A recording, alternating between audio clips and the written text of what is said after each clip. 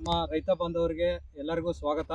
ನಾವು ಒಂದು 10 ದಿನಗಳ ಕೆಳಗಡೆ ನಮ್ಮ ರೈತರಾದ ಮಂಜಣ್ಣವ್ರಿಗೆ ನಾವು ಈ ಒಂದು ಔಷಧಿಗಳನ್ನು ಡೆಮೋ ಮಾಡೋಗಿದ್ವಿ. ಯಾವುದಪ್ಪ ಅಂದರೆ ಒಂದು ಮಧುರ ಅಗ್ರಿಟೆಕ್ನ ಅಲ್ಟ್ರಾ 2 ಅಂತ ಹೇಳ್ಬಿಟ್ಟು, ಹಾಗೆ ಒಂದು ಎಕ್ಸಾನ್ ಅಂತ ಹೇಳ್ಬಿಟ್ಟು, ಹಾಗೆ ಒಂದು ಗ್ರೋತ್ಗೆ ಬರ್ತಕ್ಕಂಥ ಒಂದು ಪ್ರಮೋಟರ್ ಅಂತ ಹೇಳ್ಬಿಟ್ಟು, ಈ 3 ಔಷಧಿಗಳನ್ನು ಅವರಿಗೆ ಒಂದು ಈಗ ಸ್ಪ್ರೇ ಮಾಡಿಬಿಟ್ಟು ಆಲ್ರೆಡಿ ಒಂದು 7-8 ದಿನಗಳಾಗಿದೆ. ನಿಮಗೆ ಹೆಂಗ ಅನಿಸ್ತದೆ? ಚೆನ್ನಾಗಿ ಏನು ಡಿಫ್ರೆನ್ಸ್ ಅನಿಸ್ತೈತೆ? ನೋಡ್ತಾ ಇದ್ದೀರಲ್ಲ, ಇಲ್ಲಿ ಎಲ್ಲ ಕ್ಲಿಯರಿಟಿ ಬಂದವ್ರಿ, ಕ್ಲಿಯರ್ ಆಗಿದೆ. ಮೊಗ್ಗೆಲ್ಲ ಕುಡಿ ಎಲ್ಲ ಚೆನ್ನಾಗಿ ಬರ್ತಾ ಇದೆ.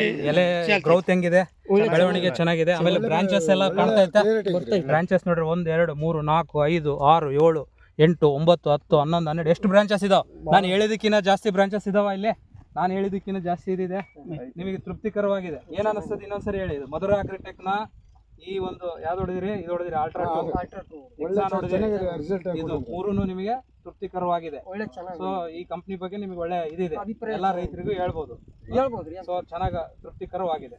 ಸೊ ನಮ್ಮ ರೈತರಾದ ಮಂಜಣ್ಣವರು ಅವರ ಒಂದು ಅನಿಸಿಕೆ ಪ್ರಕಾರ ಇದರಲ್ಲಿ ಏನಪ್ಪ ಅಂದರೆ, ಏನು ನಮಗೆ ನುಸಿ ಅಂತ ಹೇಳ್ತೀವಿ ಅಂದರೆ ತ್ರಿಪ್ಸು, ಈ ಮೈಟ್ಸ್ ಕಂಟ್ರೋಲ್ ಆಗಿ ಗಿಡದ ಒಂದು ಬೆಳವಣಿಗೆ, ಎಲೆಗಳಾಗಲಿ ಅಗಲವಾಗಿ ಬರ್ತಾ ಇದಾವೆ. ಏನು ಹೊಡಿಲಿದ್ದಕ್ಕೆ ಇದಕ್ಕೆ ಕಂಪೇರ್ ಮಾಡಿದರೆ ಅಗಲ ಬಂದು ಮೇಲೆ ಬರ್ತಕ್ಕಂಥ ಹೊಸ ಕುಡಿ ಒಳ್ಳೆ ಚೆನ್ನಾಗಿ ಬರ್ತಾ ಇದೆ. ಅಂದರೆ ಯಾವುದೇ ಹುಳದ ಒಂದು ಬಾಧೆ ಇಲ್ಲದೇ ಚೆನ್ನಾಗಿ ಬರುತ್ತದೆ. ನಾನು ಅವ್ರಿಗೆ ಒಂದು ಮಾತು ಹೇಳಿದ್ದೇನಪ್ಪ ಅಂದರೆ, ನೀವು ಔಷಧಿ ಹೊಡೆದ ಮೇಲೆ 15 ದಿನದವರೆಗೂ ಯಾವುದೇ ಔಷಧಿಗಳು, ಅಂದರೆ ನಮ್ಮ ಒಂದು ಉದ್ದೇಶ ಏನಪ್ಪ ಅಂದರೆ ಆದಷ್ಟು ಕಾಸ್ಟ್ ರೈತರಿಗೆ ಕಡಿಮೆ ಮಾಡಿ ಹೆಚ್ಚಿನ ಅವ್ರಿಗೆ ಇಳುವರಿ ಬರೋದಕ್ಕೆ ನಾವು ಸಹಾಯ ಮಾಡಬೇಕು ಅನ್ನೋದೇ ನಮ್ಮ ಮಧುರ ಅಗ್ರಿಟೆಕ್ನ ಒಂದು ಆಸೆ. ಅದನ್ನ ನಿಮಗೆ ಅನಿಸ್ತಾ ಇದೆ ಅಲ್ವಾ? ನಾವು ಮಾಡ್ಬೋದು ಅಂತ ಏನ್ರಿ?